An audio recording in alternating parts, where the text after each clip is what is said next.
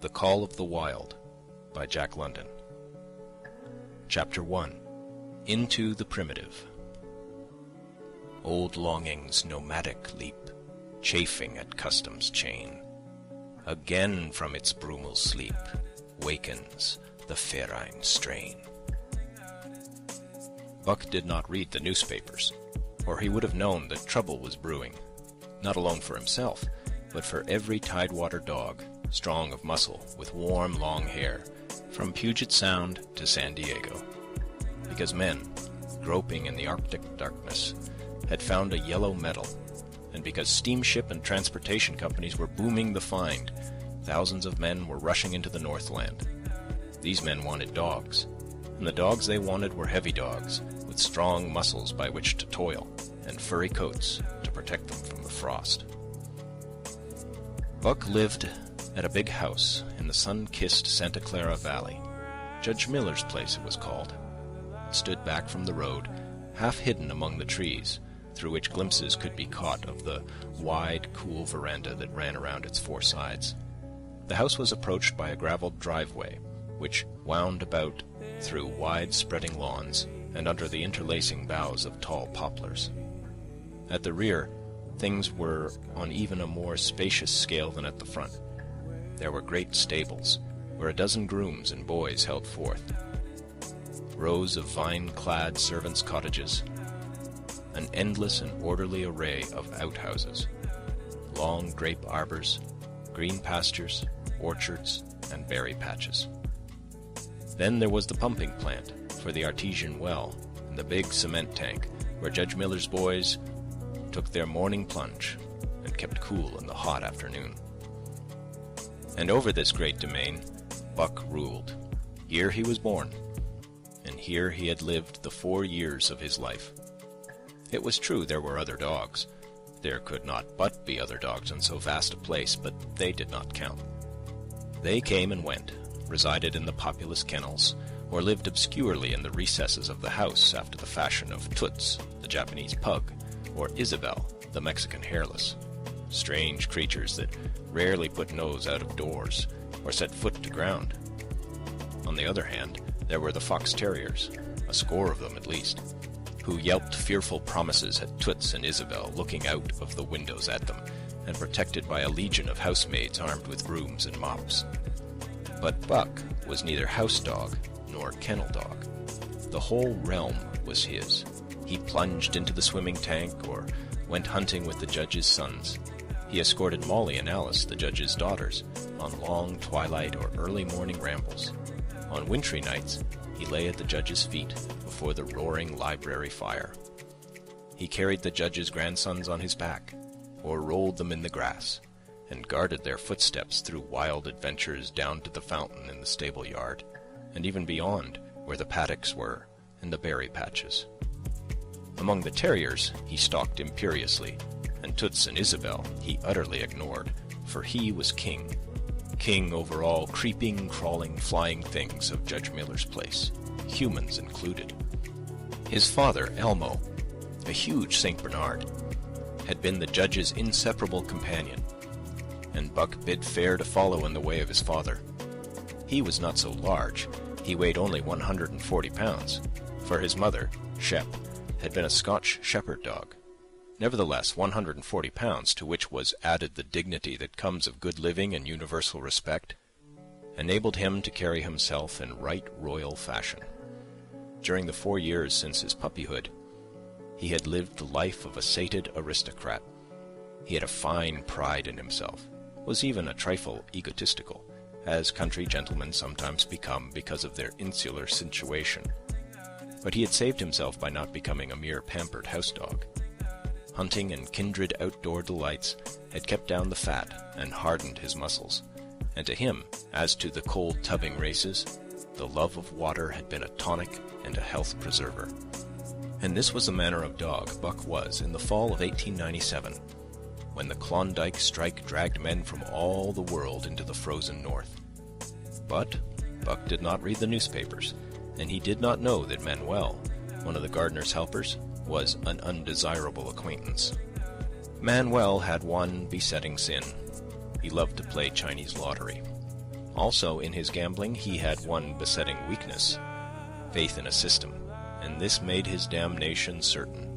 For to play a system requires money, while the wages of a gardener's helper do not lap over the needs of a wife and numerous progeny. The judge was at a meeting of the Raisin Growers Association, and the boys were busy organizing an athletic club on the memorable night of Manuel's treachery. No one saw him and Buck go off through the orchard on what Buck imagined was merely a stroll, and with the exception of a solitary man, no one saw them arrive at the little flag station known as College Park. This man talked with Manuel, and money chinked between them. "You might wrap up the goods before you deliver 'em," the stranger said gruffly, and Manuel doubled a piece of stout rope around Buck's neck under the collar. "Twist it and you'll choke him plenty," said Manuel, and the stranger grunted a ready affirmative. Buck had accepted the rope with quiet dignity. To be sure, it was an unwanted performance, but he had learned to trust in men he knew, and to give them credit for a wisdom that outreached his own. But when the ends of the rope were placed in the stranger's hands, he growled menacingly.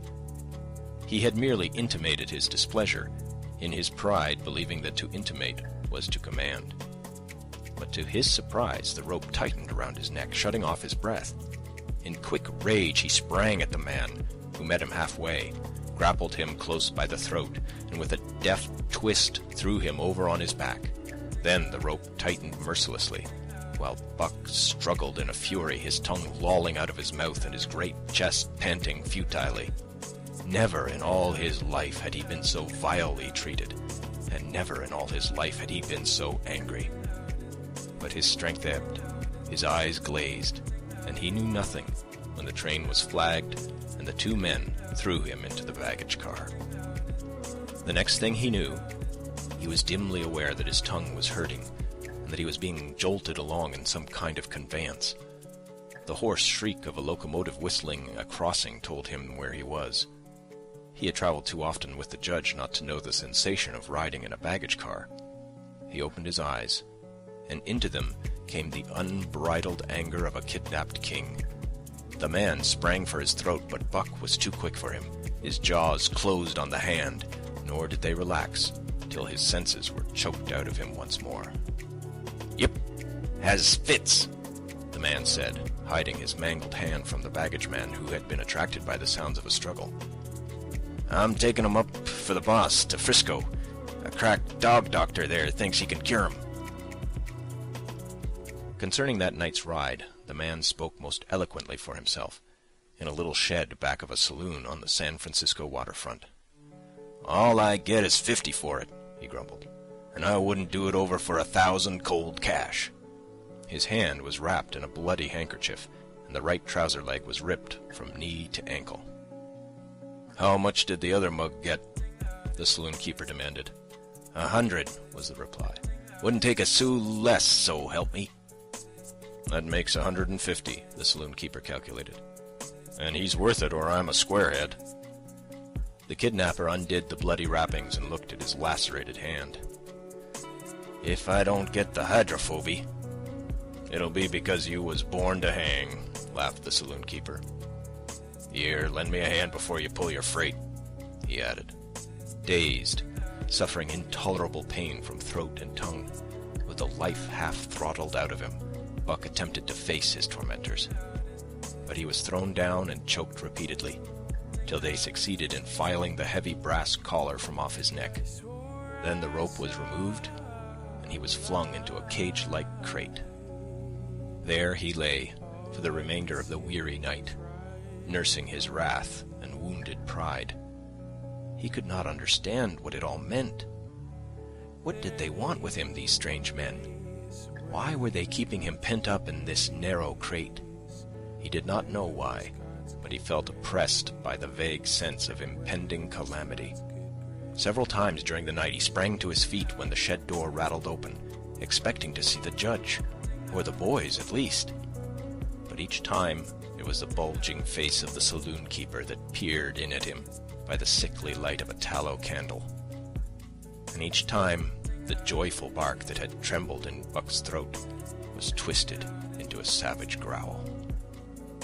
But the saloon keeper let him alone, and in the morning 4 men entered and picked up the crate.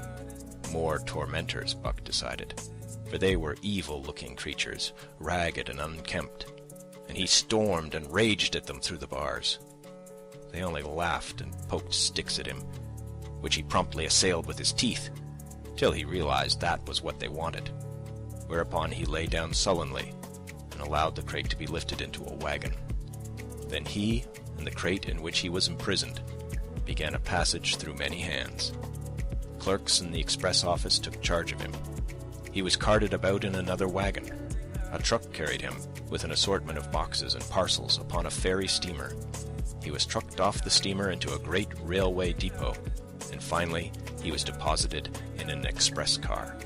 For 2 days and nights this express car was dragged along at the tail of shrieking locomotives, and for 2 days and nights Buck neither ate nor drank.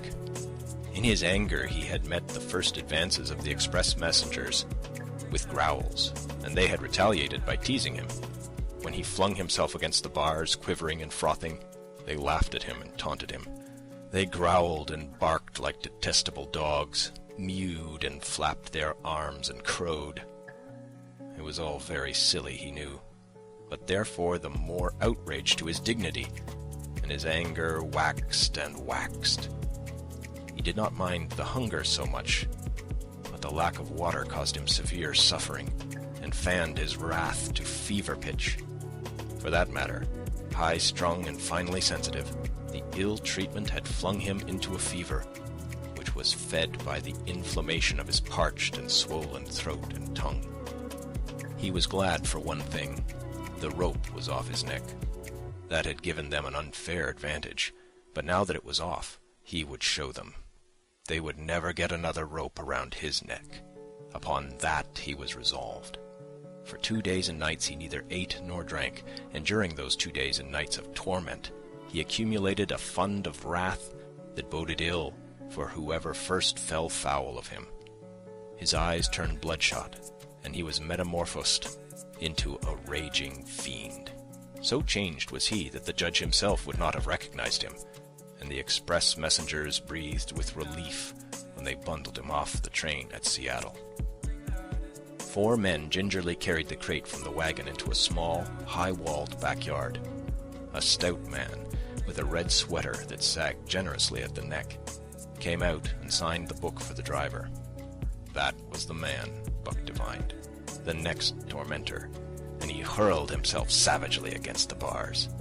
The man smiled grimly and brought a hatchet and a club. "You ain't gonna take him out now?" the driver asked. "Sure," the man replied, driving the hatchet into the crate for a pry. There was an instantaneous scattering of the 4 men who had carried it in, and from safe perches on top the wall, they prepared to watch the performance. Buck rushed at the splintering wood, sinking his teeth into it, surging and wrestling with it. Wherever the hatchet fell on the outside, he was there on the inside, snarling and growling, as furiously anxious to get out as the man in the red sweater was calmly intent on getting him out. "Now, you red-eyed devil," he said, when he had made an opening sufficient for the passage of Buck's body. At the same time, he dropped the hatchet and shifted the club to his right hand. And Buck was truly a red-eyed devil, as he drew himself together for the spring, hair bristling, mouth foaming, a mad glitter in his bloodshot eyes. Straight at the man he launched his 140 pounds of fury, surcharged with the pent passion of 2 days and nights. In mid-air, just as his jaws were about to close on the man, he received a shock that checked his body and brought his teeth together with an agonizing clip. He whirled over, fetching the ground on his back and side. He had never been struck by a club in his life, and did not understand. With a snarl that was part bark and more scream, he was again on his feet and launched into the air. And again the shock came, and he was brought crushingly to the ground. This time he was aware that it was the club, but his madness knew no caution. 12 times he charged, and as often the club broke the charge and smashed him down. After a particularly fierce blow, he crawled to his feet, too dazed to rush. He staggered limply about, the blood flowing from nose and mouth and ears, his beautiful coat sprayed and flecked with bloody slaver. Then the man advanced and deliberately dealt him a frightful blow on the nose. All the pain he had endured was as nothing compared with the exquisite agony of this. With a roar that was almost lion-like in its ferocity, he again hurled himself at the man. But the man, shifting the club from right to left, coolly caught him by the underjaw, at the same time wrenching downward and backward. Buck described a complete circle in the air, and half of another, then crashed to the ground on his head and chest. For the last time, he rushed. The man struck the shrewd blow he had purposely withheld for so long, and Buck crumpled up and went down, knocked utterly senseless. "He's no slouch at dog-breaking, that's what I say," one of the men on the walls cried enthusiastically. "Druther break cases any day, and twice on Sunday," was the reply of the driver, as he climbed on the wagon and started the horses. Buck's senses came back to him, but not his strength. He lay where he had fallen, and from there he watched the man in the red sweater. "Answers to the name of Buck," the man soliloquized, quoting from the saloon-keeper's letter which had announced the consignment of the crate and contents. "Well, Buck, my boy," he went on in a genial voice, "we've had our little ruction, and the best thing we can do is to let it go at that. You've learned your place, and I know mine. Be a good dog, and all'll go well, and the goose hang high. Be a bad dog, and I'll whale the stuffing out of you. Understand?" As he spoke, he fearlessly patted the head he had so mercilessly pounded, and though Buck's hair involuntarily bristled at the touch of the hand, he endured it without protest. When the man brought him water, he drank eagerly, and later bolted a generous meal of raw meat, chunk by chunk, from the man's hand. He was beaten, he knew that, but he was not broken. He saw once for all that he stood no chance against a man with a club. He had learned the lesson, and in all his afterlife he never forgot it. That club was a revelation. It was his introduction to the reign of primitive law, and he met the introduction halfway. The facts of life took on a fiercer aspect, and while he faced that aspect uncowed, he faced it with all the latent cunning of his nature aroused. As the days went by, other dogs came, in crates, at the ends of ropes, some docilely, and some raging and roaring as he had come. And, one and all, he watched them pass under the dominion of the man in the red sweater. Again and again, as he looked at each brutal performance, the lesson was driven home to Buck. A man with a club was a lawgiver, a master to be obeyed, though not necessarily conciliated. Of this last, Buck was never guilty, though he did see beaten dogs that fawned upon the man, and wagged their tails and licked his hand. Also, he saw one dog that would neither conciliate nor obey, finally killed in the struggle for mastery. Now and again men came, strangers, who talked excitedly, wheedlingly, and in all kinds of fashions to the man in the red sweater. And at such times that money passed between them, the strangers took one or more of the dogs away with them.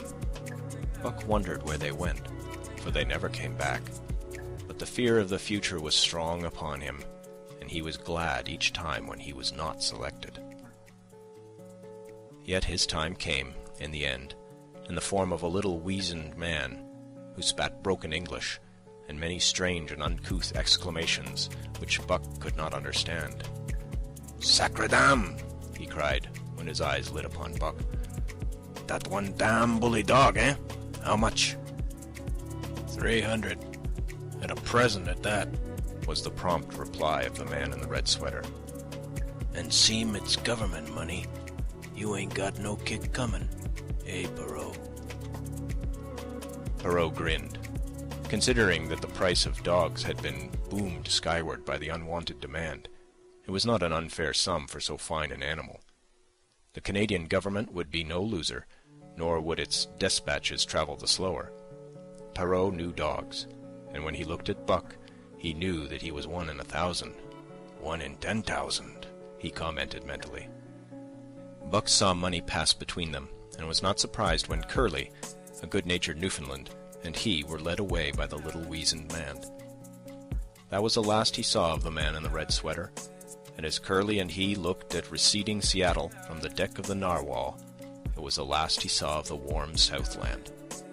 Curly and he were taken below by Perrault and turned over to a black-faced giant called Francois. Perrault was a French-Canadian and swarthy, but Francois was a French-Canadian half-breed and twice as swarthy. They were a new kind of men to Buck, of which he was destined to see many more, and while he developed no affection for them, he nonetheless grew honestly to respect them.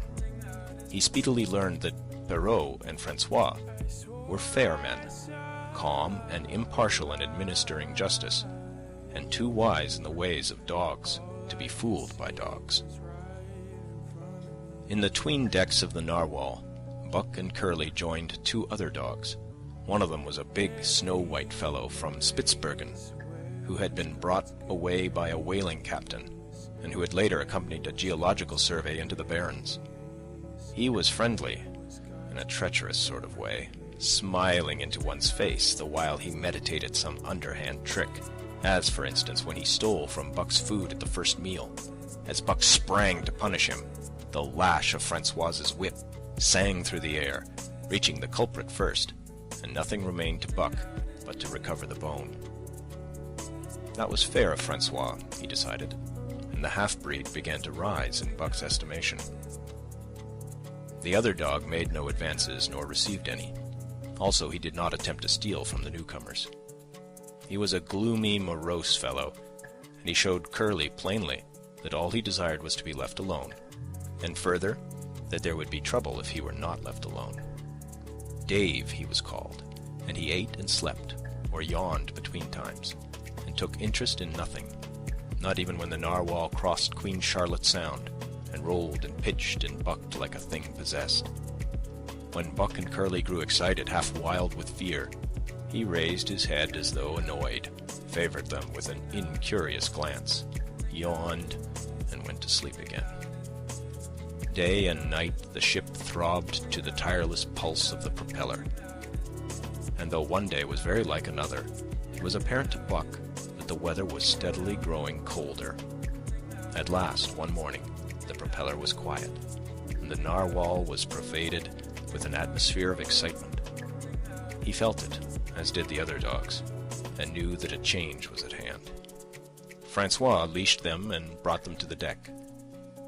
At the first step upon the cold surface, Buck's feet sank into a white, mushy something very like mud. He sprang back with a snort. More of this white stuff was falling through the air. He shook himself, but more of it fell upon him. He sniffed it curiously, then licked some up on his tongue. It bit like fire, and the next instant was gone. This puzzled him. He tried it again, with the same result. The onlookers laughed uproariously, and he felt ashamed. He knew not why, for it was his first snow. End of chapter 1.